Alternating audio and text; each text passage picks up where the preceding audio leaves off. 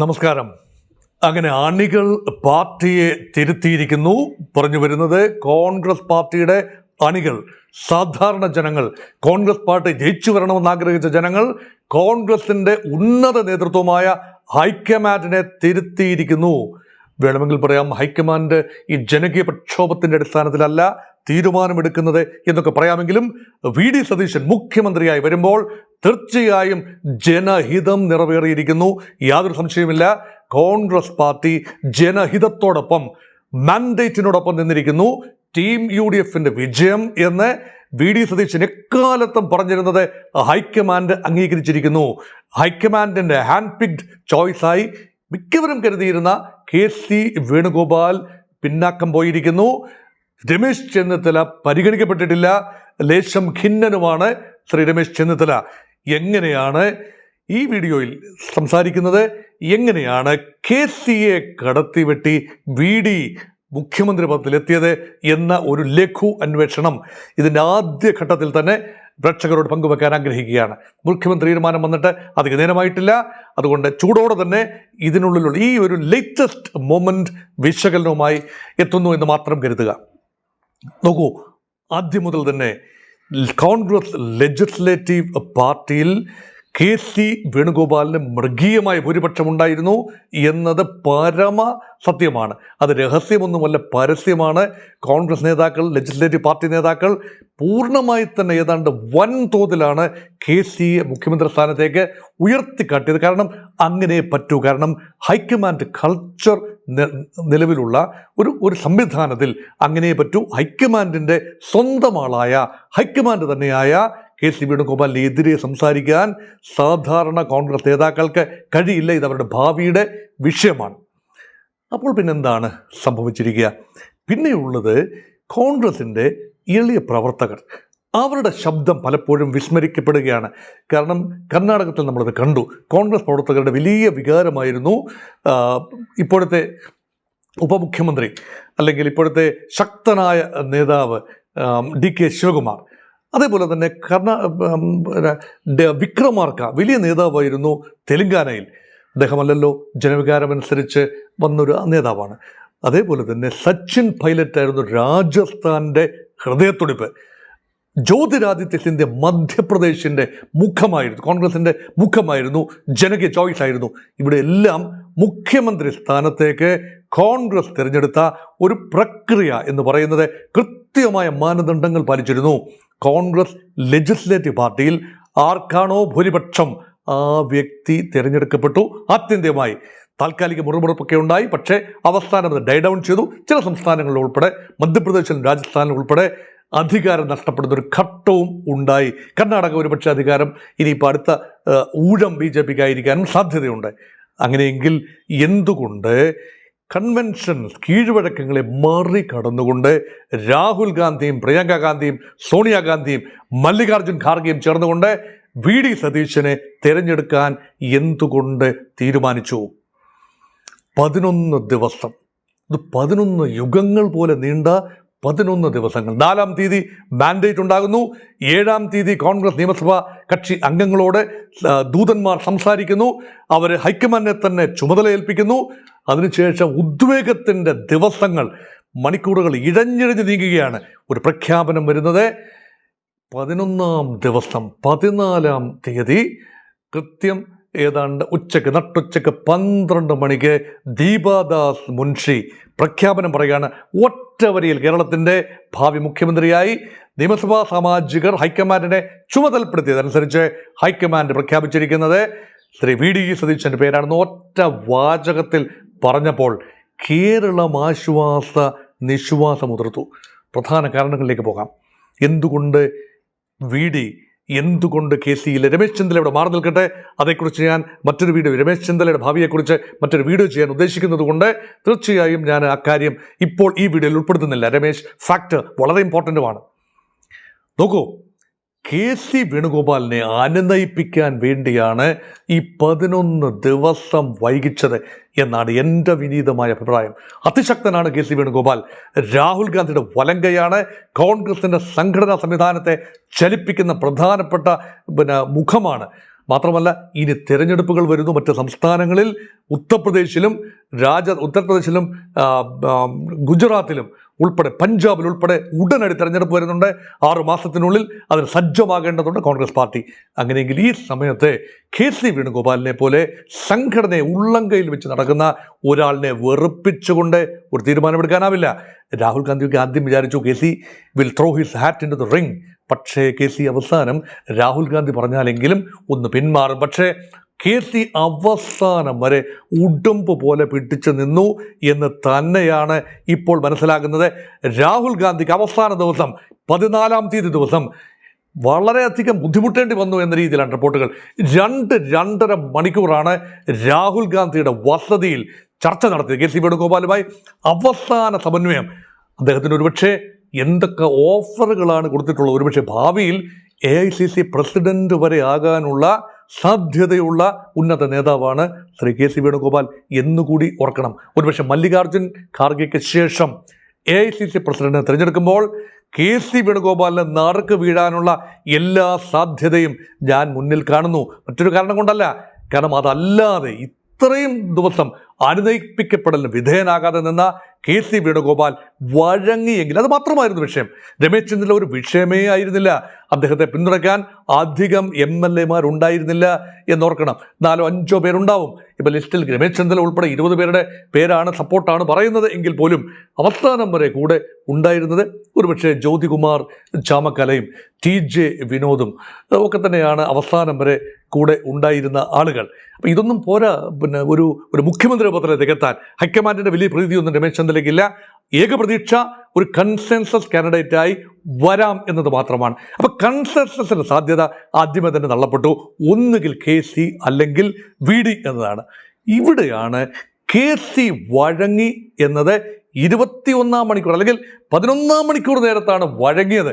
12 മണിക്ക് പ്രഖ്യാപനം വരുന്നതിന് കേവലം 1-2 മണിക്കൂർ മുമ്പ് മാത്രമാണ് വഴങ്ങിയത്. അതിനു മുമ്പ് തന്നെ തലേ ദിവസം തന്നെ 13-ാം തീയതി തന്നെ AICCയുടെ പ്രസിഡന്റ് മല്ലികാർജുൻ ഖാർഗെയുടെ വസതിയിൽ രാഹുൽ ഗാന്ധി എത്തി.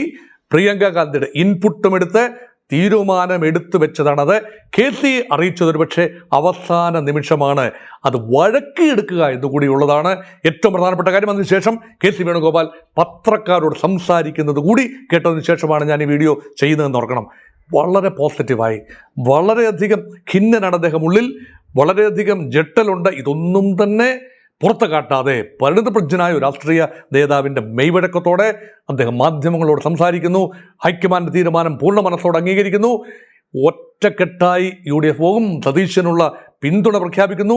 കോൺഗ്രസ് ലെജിസ്ലേറ്റീവ് പാർട്ടി ഒറ്റക്കെട്ടായി നിൽക്കുമെന്ന പ്രതീക്ഷ പ്രകടിപ്പിക്കുന്നു. KCയുടെ ഭാഗത്തെ പൊളിറ്റിക്കലി കറക്റ്റായ സ്റ്റേറ്റ്മെൻറ്റാണ്. ഇത് മതിയാകും. ഒറ്റ നിമിഷം കൊണ്ട് വില്ലൻ സ്ഥാനത്ത് നിന്ന KC വേണുഗോപാൽ വളരെയധികം താരമൂല്യമുള്ള ആളായി മാറിയിരിക്കുന്നു.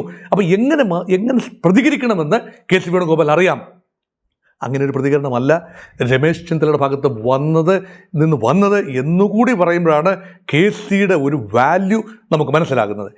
ഇനി മറ്റ് ഫാക്ടേഴ്സിലേക്ക് കൂടെ കടക്കാം. 2 ഫാക്ടേഴ്സ് പ്രധാനപ്പെട്ടത്. ഒന്ന്, ഘടകകക്ഷികളുടെ വിട്ടുവീഴ്ചയില്ലാത്ത നിലപാട്. ഭാരതീയ ജനതാ പാർട്ടി ഏറ്റവും അധികം ഇപ്പോൾ പ്രചരണം നടത്തിക്കൊണ്ടിരിക്കുന്നത് മുസ്ലിം ലീഗ്, മുസ്ലിം സമുദായം, പ്രത്യേകിച്ച് മുസ്ലിം ലീഗ് എന്ന പാർട്ടി മുസ്ലിങ്ങളെ പ്രതിനിധീകരിച്ചുകൊണ്ട് തന്നെ VD സതീശന് വേണ്ടി വിട്ടുവീഴ്ചയില്ലാത്ത ഒരു നിലപാടെടുത്തു. രാഹുൽ ഗാന്ധിയുടെയും പ്രിയങ്ക ഗാന്ധിയുടെയും മണ്ഡലമായ വയനാട്, ആ വയനാട് പ്രിയങ്ക തിരിച്ചു വന്ന് വീണ്ടും മത്സരിക്കുന്നുവെങ്കിൽ മുസ്ലിം ലീഗിൻ്റെ ദയാദാക്ഷിണ്യങ്ങൾ വേണ്ടി വരും. മുസ്ലിം ലീഗിൻ്റെ ഉന്നത നേതൃത്വം അവസാന ഘട്ടത്തിൽ രാഹുൽ ഗാന്ധിയോടും അവരുടെ MP ആയ പ്രിയങ്ക ഗാന്ധിയോടും, വയനാട് MP എന്ന് പറയുമ്പോൾ മുസ്ലിം ലീഗിന് കൂടി പ്രിയപ്പെട്ട MP ആണല്ലോ, മുൻ MP ആണല്ലോ രാഹുൽ ഗാന്ധി, കൃത്യമായി പറഞ്ഞിരിക്കാൻ സാധ്യതയുണ്ട്. ജനവികാരത്തെ മാനിക്കണം. ജനവികാരം സതീശനൊപ്പമാണ്. പൊതുജന വികാരം. അത് കോൺഗ്രസിൻ്റെ വികാരമല്ല, മുസ്ലിം ലീഗിൻ്റെ വികാരമല്ല, കേരള ജനതയുടെ 1 കോടിയിൽ പരം ആളുകൾ വോട്ട് ചെയ്തു. അവരുടെ മൊത്തത്തിലുള്ളൊരു ശരാശരി വികാരമാണ് VD സതീശനോടൊപ്പം ഉള്ളത്. ചെന്നിത്തലയ്ക്കോ വേണുഗോപാലിനോ ഒരു രീതിയിലും ആ വികാരമില്ല. പ്രത്യേകിച്ച് വേണുഗോപാലിനെ ആരും തന്നെ ഗൗരവമായി, വോട്ട് ചെയ്ത ആരും തന്നെ ഗൗരവമായി പരിഗണിച്ചില്ല എന്നുകൂടി ആലോചിക്കുമ്പോൾ തീർച്ചയായും അക്കാര്യം പരിഗണിക്കാതിരിക്കാൻ കോൺഗ്രസ് ഹൈക്കമാൻഡിന് കഴിയില്ലായിരുന്നു.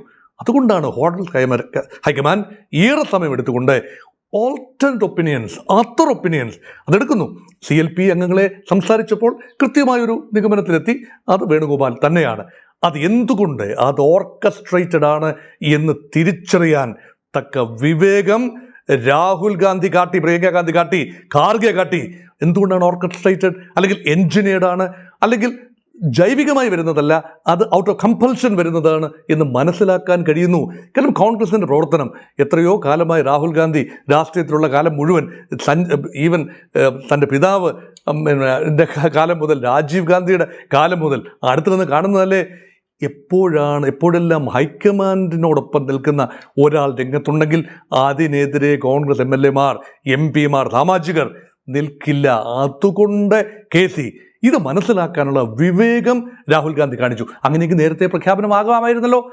ആകാൻ പറ്റില്ല. കാരണം അങ്ങനെ നേരത്തെ പ്രഖ്യാപനം വന്നാൽ KC എങ്ങനെ പ്രതികരിക്കും, എങ്ങനെയാണ് രമേശ് ചെന്നിത്തല പ്രതികരിക്കുന്നത് എന്നറിയില്ല. അതുകൊണ്ട് പരമാവധി വെച്ച് താമസിപ്പിക്കുന്നതിലൂടെ ജനവികാരം കൂടുതൽ സതീശന് അനുകൂലമായി ഗാൽവനൈസ് ചെയ്യപ്പെടാൻ അവസരം നൽകിക്കൊണ്ട് ഇവിടെ ജനങ്ങളുടെ ഹിതത്തിനൊപ്പം നിൽക്കുന്ന ഒരു ഹൈക്കമാൻഡ് ഇവിടെ രാഹുൽ ഗാന്ധിയുടെ പ്രതിച്ഛായ വാനോടെ ഉയരുകയാണ്. പ്രിയങ്ക ഗാന്ധി പ്രിയപ്പെട്ട നേതാവായി ഒരിക്കൽ കൂടി മാറുകയാണ്. ഖാർഗെജിക്കും തീരുമാനമെടുക്കൽ പ്രക്രിയയിൽ വലിയ പങ്കുണ്ട് എന്ന് കാണിക്കുകയാണ്.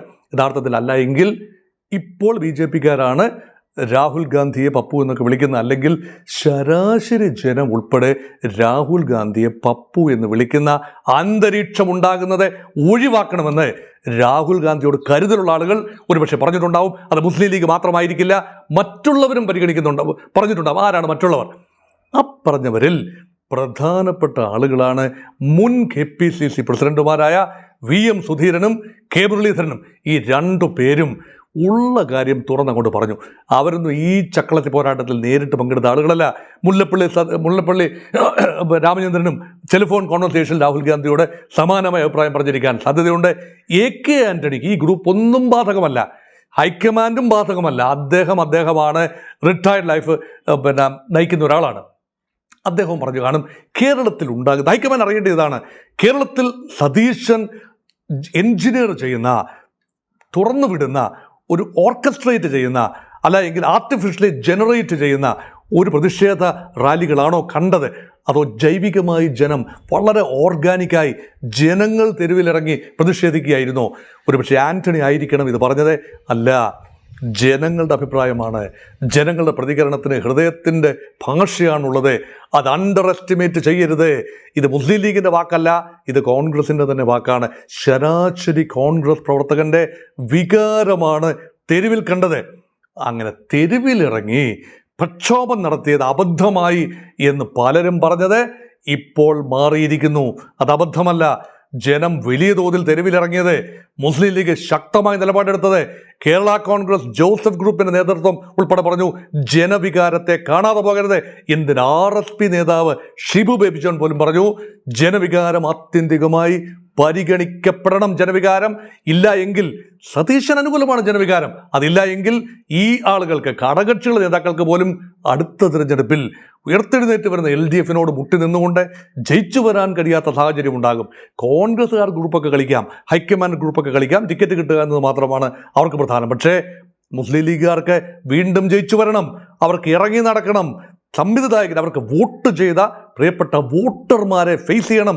മുഖം നഷ്ടപ്പെടുന്ന ഇടപാടാണ്. കോൺഗ്രസ് MLA-മാർക്ക് പോലും ഇപ്പോൾ VD സതീശനെ പിന്തുണയ്ക്കാതെ മറ്റ് നേതാക്കൾ രമേശനെയോ അല്ലെങ്കിൽ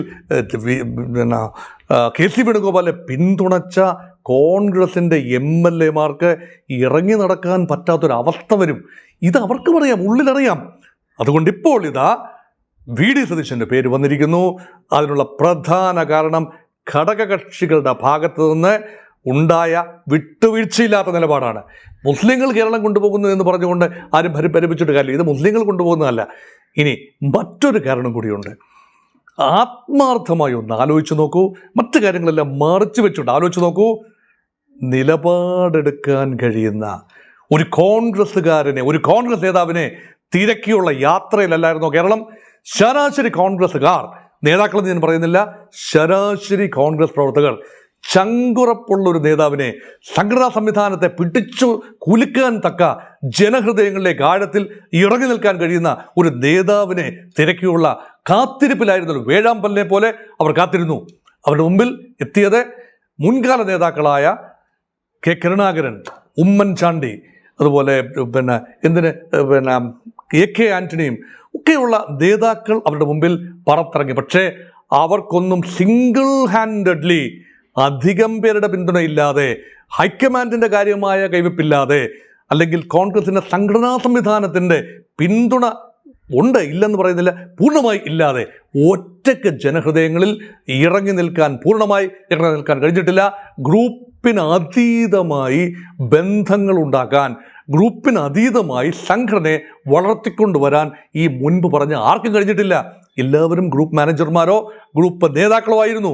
ആന്റണി ഗ്രൂപ്പിന്റെ നേതാവും ആ നേതാവിൻ്റെ തണലിൽ വളർന്ന ഉമ്മൻചാണ്ടി പിന്നീട് ഗ്രൂപ്പിൻ്റെ മാനേജറും നേതാവും ഒക്കെ ആയത് നമ്മൾ കണ്ടതാണ്. കെ കരുണാകരൻ ഒരു ഗ്രൂപ്പിൻ്റെ നേതാവാണ്, കോൺഗ്രസ് നേതാവാണ് എന്ന് പറയുമ്പോഴും ആ ഗ്രൂപ്പ് കാലഘട്ടം പോയി മറിഞ്ഞിരിക്കുന്നു.